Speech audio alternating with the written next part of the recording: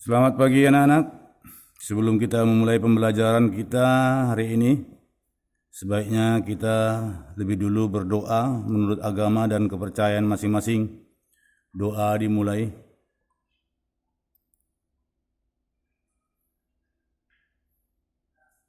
Doa selesai. Baiklah, sebagai pokok bahasan kita hari ini yaitu makromolekul atau polimer. Ya, tentu kata polimer ini anak-anak sudah sering mendengarnya ya, apalagi poli. Poli itu artinya banyak ya. Berarti gabungan dari sedikit menjadi banyak. Apa itu polimer atau makromolekul? Polimer itu merupakan molekul raksasa yang terbentuk dari monomer melalui peristiwa polimerisasi. Ya. Jadi maksudnya di sana, polimer itu adalah penggabungan dari monomer. Mono tambah mono tambah mono tambah mono tambah mono tambah mono dan seterusnya, ya sampai ratusan mono bahkan ribuan mono, maka terbentuklah poli.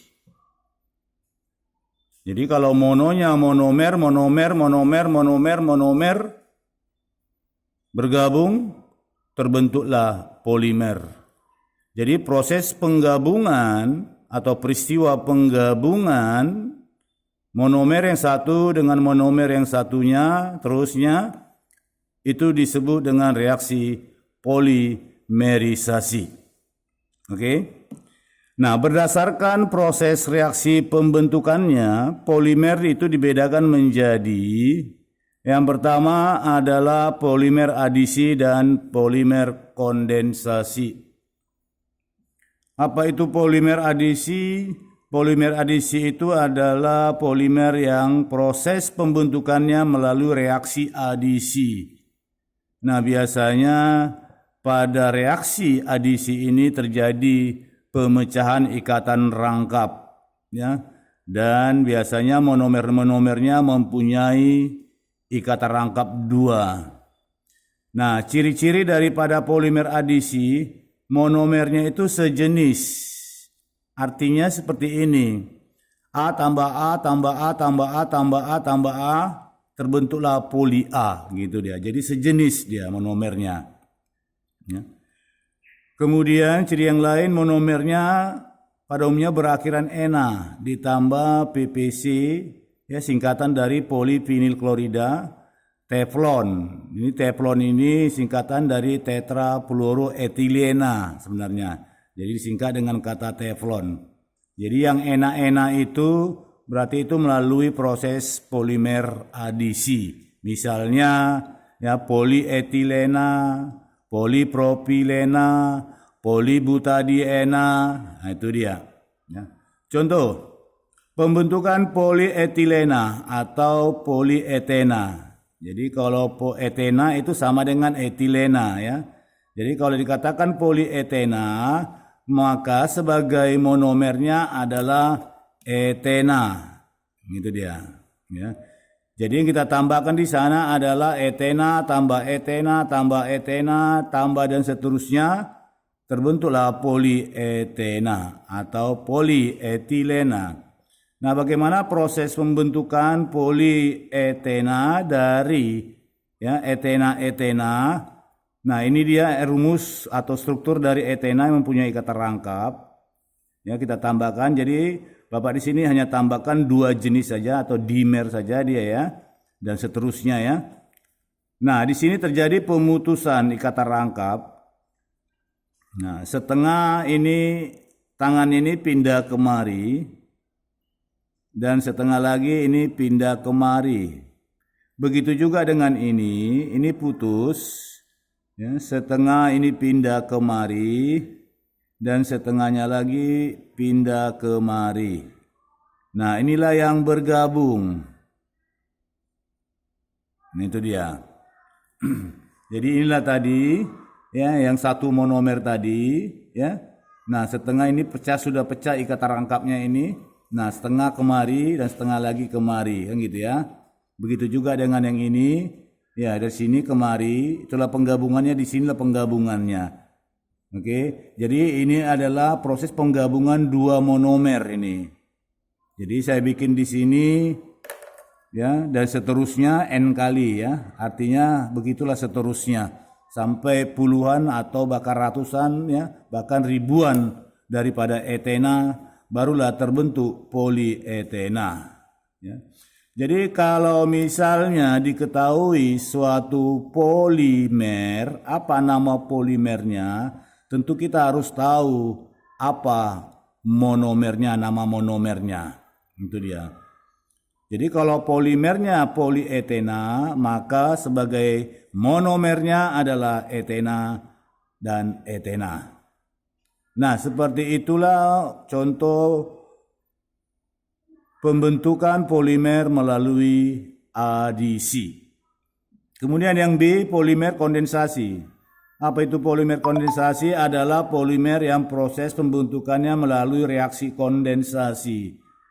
Nah, untuk memahami atau mengetahuinya dari ciri-cirinya saja, ya, ciri-ciri polimer kondensasi itu monomernya tidak sejenis.